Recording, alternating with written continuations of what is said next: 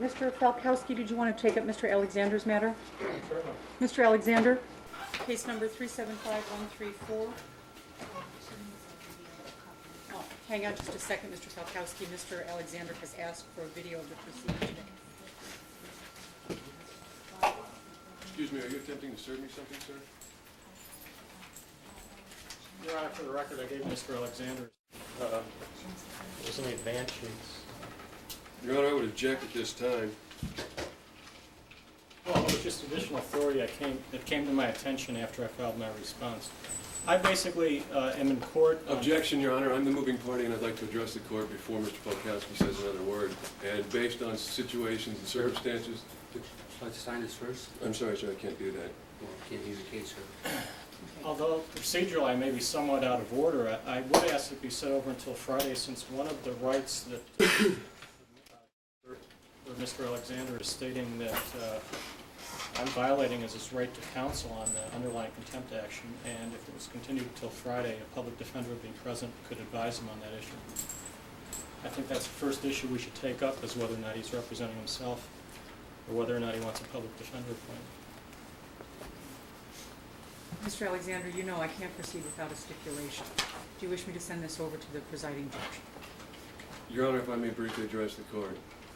Okay, it will have to be brief, Mr. Alexander. Briefly, Your Honor. Because I do have 4 trials Pursuant to handle documents this filed in the United States District Court this day, Fresno County Superior Court judges en banc, including all, the full court, are named expect adverse parties in a federal class action lawsuit. Thus, it would be inappropriate for any Fresno County Superior Court judge to hear this case.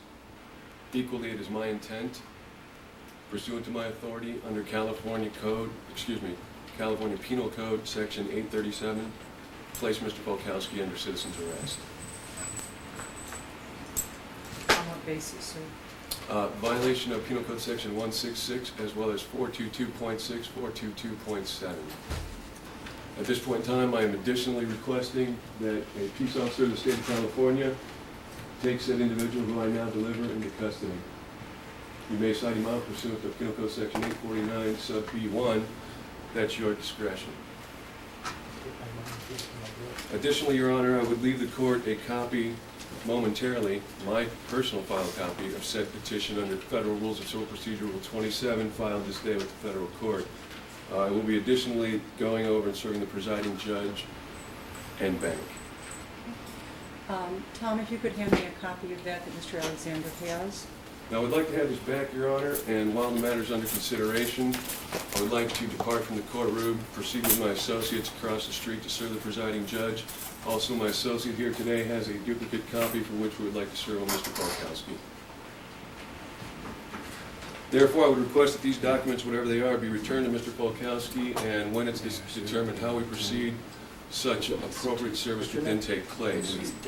I believe, Your Honor, that Mr. Falkowski, everyone in the District Attorney's Office, pursuant to this Federal Rules of Civil Procedure Rule 27 petition, as well as every judge in the Fresno County court system appearing en banc, has a personal interest in the outcome of this matter, and therefore be inappropriate and create a conflict of interest.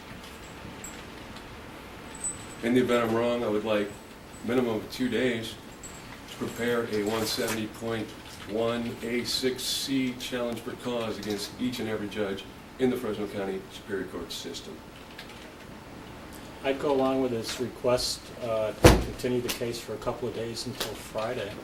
I think that's what should be done. I haven't had enough. Has this actually been filed?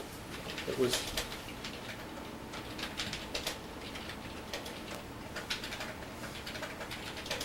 My copy indicates that it has been lodged with the clerk of the U.S. District Court. Miscellaneous cases as such are initially set before a magistrate, which has been explained to the federal court clerk to be inappropriate. The case has been titled for Courtroom 1 for the Honorable United States District Court Judge Robert E. Coyle. When cases as such and a petition as such are filed, they are assigned at the interim a miscellaneous case number, and therefore they are only logged and not officially filed until it actually goes to the magistrate and then proceeds to the federal court judge for review. At that point in time, it will be assigned a permanent case number for which the following class action lawsuit will additionally be titled under the same case number. Again, I was just given a copy of it a minute ago, and there's no named defendants. Expected adverse parties, I believe, are listed on page 6.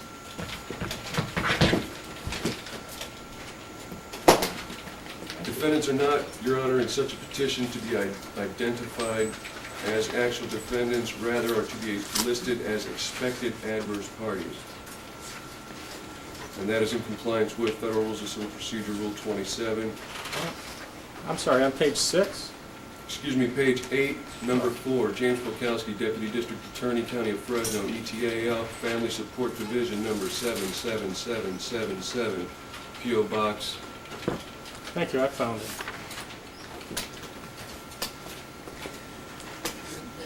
Now, Mr. Alexander, you said these were your copies that you wanted That is to my return? personal copy, Your Honor, that is correct. Serving the presiding judge and bank would then be his obligation to make the duplicate copies and forward them to every single judge associated. Tom, if you could return this to, this matter is continued without prejudice to any pending interest before the court to Friday, October the 25th at 1:30. And I guess the first issue that we'll take up is the pendency of an action that might require proceedings in this court being stayed while the federal court addresses Mr. Alexander's questions. So, Mr. Alexander, we'll see you back here on Friday at 1:30. Your Honor, I got the name of the gentleman, Dennis, who served me with the papers. I'd like, you said he was your associate? He is at this time now to be considered as a prospective co-plaintiff in the class action for which I have been asked to represent such federal interest and rights at stake in the matter. Okay, as a prospective co-plaintiff, I'd ask that he give me his address so that I would know how to contact him. Sure, my address is California. Phone number 6.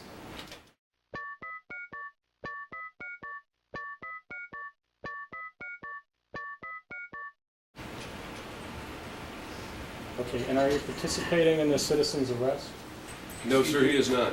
He's not, you're not participating? No, sir, he is not. He can answer for himself. No, sir. You're not participating? No. Okay.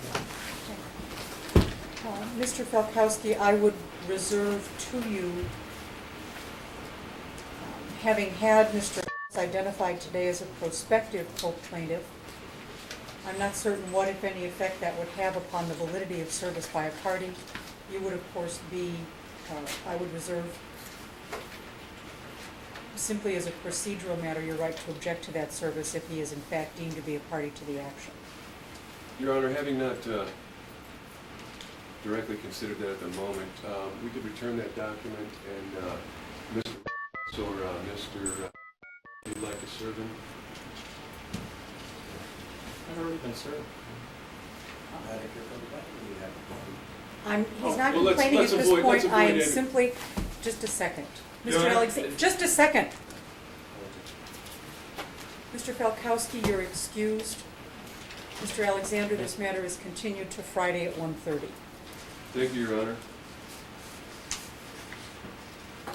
Is Mr. Falkowski being taken into custody pursuant to my deliverance to this California peace officer? Mr. Falkowski is subject to the jurisdiction of this court, and he will respond when the court orders him to do so. Let the record reflect as such, Your Honor. Thank you very much. Yeah. When may I obtain my video copy of today's proceedings, Your Honor? As soon as the proceedings are concluded, we'll pull the tape out and give it to you. Thank you, Your Honor. I'll return at the end of the court's business this day. Thank you. Actually, It wasn't on record because you guys proceeded before I put the tape in the machine. Isn't that amazing? I can make that copy off that tape at the end of the day, and I will give you a call, and you will have your video. Thank you kindly, ma'am.